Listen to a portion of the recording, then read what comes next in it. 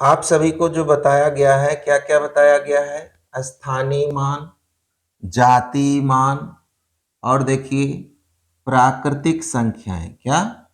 प्राकृतिक संख्याएं, प्राकृतिक संख्या। ठीक। उसके बाद क्या है? दशमलव, दशमलव। फिर देखिए भिन्न, भिन्न। और क्या था? प्रतिशत। क्या था? प्रतिशत था। और क्या था? सम, विषम, भाज्य, भाजक,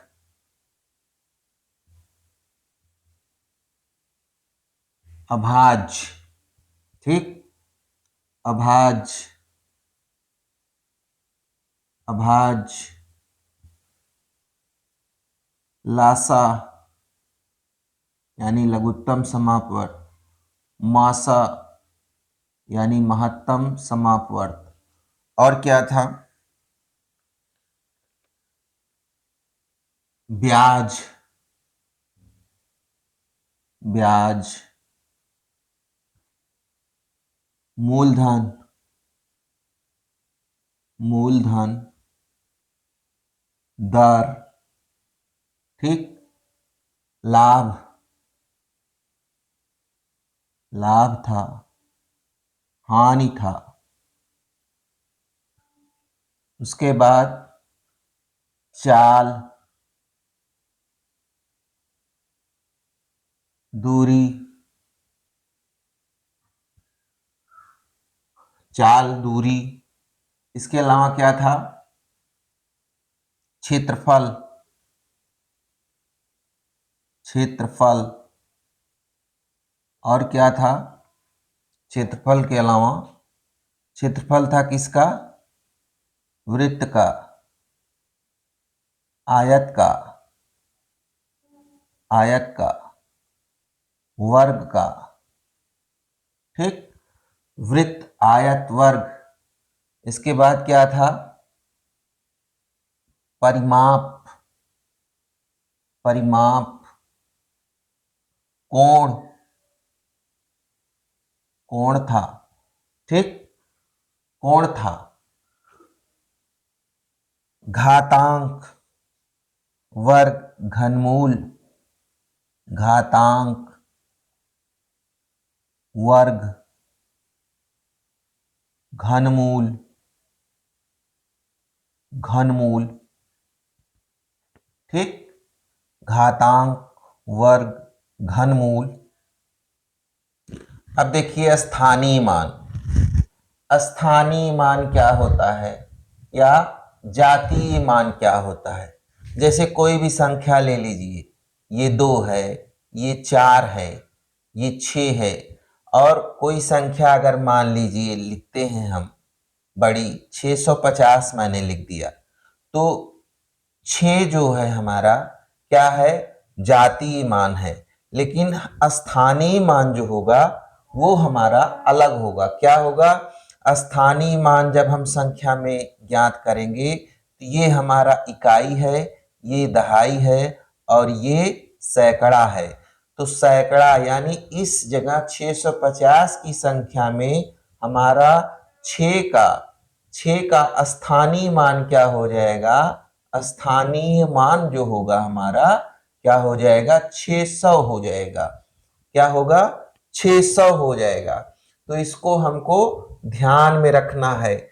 स्थानीय मान, बहुत सारे प्रश्न इससे आपके कई बार पूछे गए हैं। जैसे दे दिया 2222। ठीक। तो यहां पर देखिए सभी 2 की जातीय मान तो 2 ही हो गया, स्थानीय मान यहां पर 2 होगा, यहां पर 20 होगा, और यहां पर क्या हो जाएगा? 200 होगा, यहां पर 2000 होगा। तो स्थानीय मान स्थान के आधार पर बदलते रहते हैं। अब दशमलव में भी स्थानीय मान के कई प्रश्न आपकी एग्जाम में पूछे गए हैं, ठीक है। जैसे प्रश्न दे दिया कि 465.236 में 6 के स्थानीय मानों में क्या अंतर है। तो यहां देखिए एक 6 यहां लिखा है, एक 6 यहां लिखा है। इस 6 का क्या है मान, यहां हो गया इकाई दहाई, तो ये हो गया 60।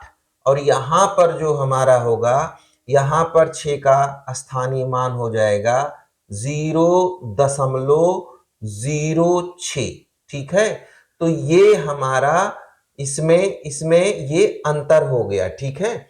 अब जैसे कोई संख्या ले लीजिए 1.247, तो यहां पर 7 का स्थानीय मान यानी 7 का स्थानीय मान क्या हो जाएगा, 7 यहां पे है तो ये हो जाएगा 0.2 की जगह क्या हो जाएगा 0, फिर 0, फिर 7, यानी 0.007 यहां पर 7 का स्थानीय मान हो जाएगा, ठीक है। अब देखिए अगला है प्राकृतिक संख्या। प्राकृतिक संख्या क्या होती है, 1 से लेकर डॉट डॉट 1 2 3 4 5 6 7 जितना आप गिनते जाएं वो क्या कहलाता है, प्राकृत संख्या कहलाता है, प्राकृत संख्या। तो इसमें भी आपको प्रश्न आता है कि प्रथम n प्राकृतिक संख्याओं का योग, 1 से 10 तक की प्राकृतिक संख्याओं का योग, 1 से 25 तक की प्राकृतिक संख्याओं का योग। इसके लिए हम लोगों ने क्या फार्मूला पढ़ा है, प्रथम n प्राकृतिक संख्याओं का योग क्या हो जाएगा, प्रथम n प्राकृतिक संख्याओं का योग, प्रथम n प्राकृतिक संख्याओं का योग, प्राकृतिक संख्याओं का योग, ये हो जाएगा संख्याओं का योग, ये हो जाएगा हमारा n इंटू n प्लस 1/2, ठीक। जैसे 6 तक की संख्याओं का योग क्या हो जाएगा, 1 से 6 तक 6 गुणे 7/2, 15 तक की 15 गुणे 16/2, 25 तक की 25 गुणे 26/2, 50 तक की संख्याओं का योग क्या हो जाएगा, 50 गुणे 51/2। तो कोई भी संख्या हो, अगर हमें कह रहा है कि 1 से 25 तक, 1 से 50 तक, तो उसके योग का फार्मूला हमारा ये हो जाएगा। अब देखिए मैंने बताया इसी में देखिए सम देखिए विषम देखिए। तो सम और विषम क्या होता है, सम वह संख्या होती है जो 2 से भाग देने पर कट जाए, और विषम क्या होता है जो 2 से भाग देने पर न कटे, ठीक है। सम और विषम संख्याएं जैसे 2 4 6 8 10 जो 2 से कट जा रही हैं, 2 4 6 8 10 ये सब कैसी हैं, सम संख्याएं हैं। क्या हैं, ये सम संख्याएं हैं। और जो 2 से ना कटे 3 5 7 9, तो ये सभी देखिए 10 देखिए 2 से कट जा रहा है, किस में आएगा, ये सम में आएगा। 3 5 7 ये 2 से नहीं कट रहा है, तो ये क्या हो जाएगा, विषम हो जाएगा। विषम वह संख्या है, देखिए ये 9 जो है भाज्य तो है लेकिन विषम है, तो इसमें भी आप ध्यान रखिए। आप जो भूलते क्या कहाँ है, भाज्य और अभाज्य में। अभाज्य दूसरी चीज है और भाज्य और अभाज्य में जैसे कभी कभी गड़बड़ा जाता है। तो आप यहाँ केवल सम का ध्यान रखिए कि जो 2 से कट जाए, और विषम क्या है, जो 2 से ना कटे, क्या हो, ना कटे, तो वो विषम होता है। और भाज्य और अभाज्य में भाज्य वह होता है जिसमें भाग दिया जा सके, और अभाज्य वह होता है जिसमें भाग न दिया जा सके, किसी संख्या से न कटे। जैसे 5 है, इसमें हम भाग नहीं दे सकते। 7 है, इसमें हम भाग नहीं दे सकते, 2 में दे सकते हैं, 4 में दे सकते हैं, कट जाएगा पूरा पूरा। 6 में दे सकते हैं, यहां देखिए 9 में भाग देंगे, 3 से तो कट जाएगा। तो ये भाज्य है, लेकिन ये विषम भी है।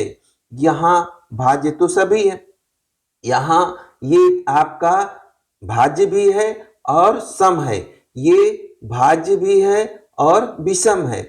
इसको हमको बहुत ध्यान से समझना पड़ेगा। भाज्य क्या होता है? भाज्य वह होता है जिसमें भाग दिया जा सके, और अभाज्य क्या होता है? जिसमें भाग न दिया जा सके। अभाज्य में एक से और उसी संख्या से भाग दिया जा सकता, इसके अलावा वो नहीं कट सकता।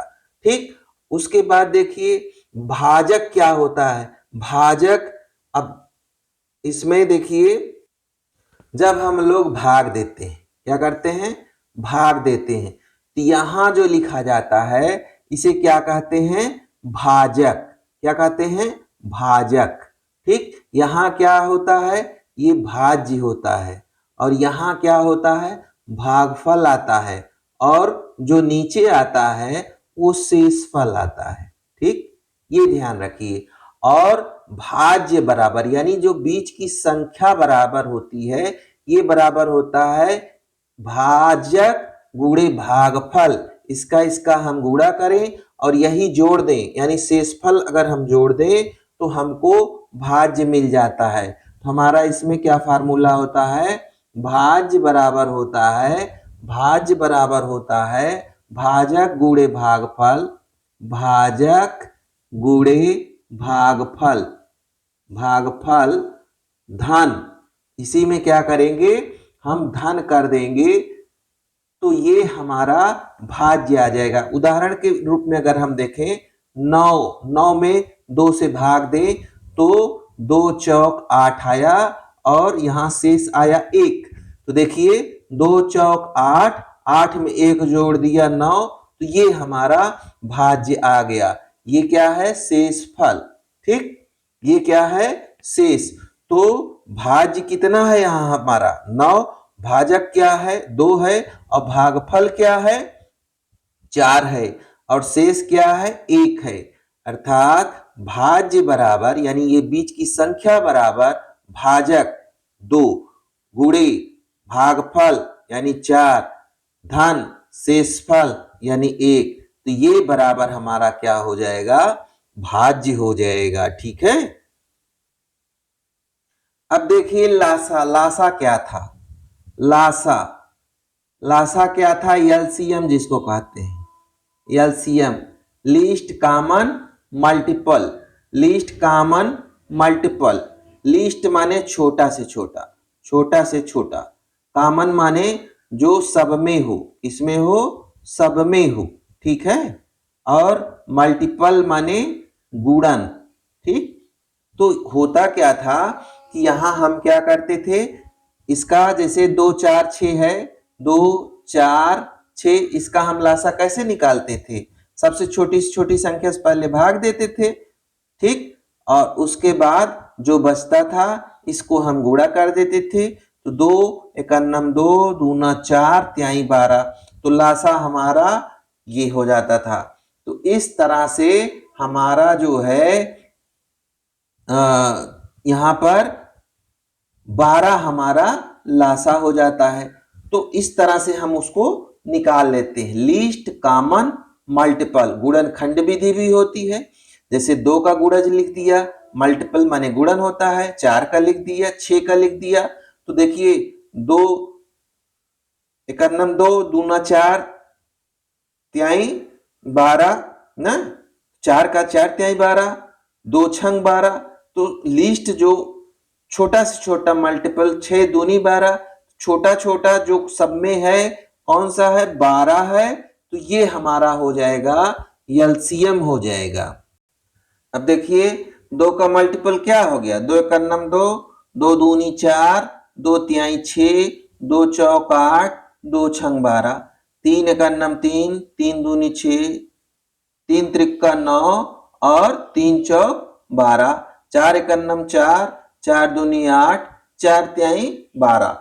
अब यहां देखिए मल्टीपल तो सभी है, लेकिन कॉमन मल्टीपल सबसे छोटा 12 हुआ।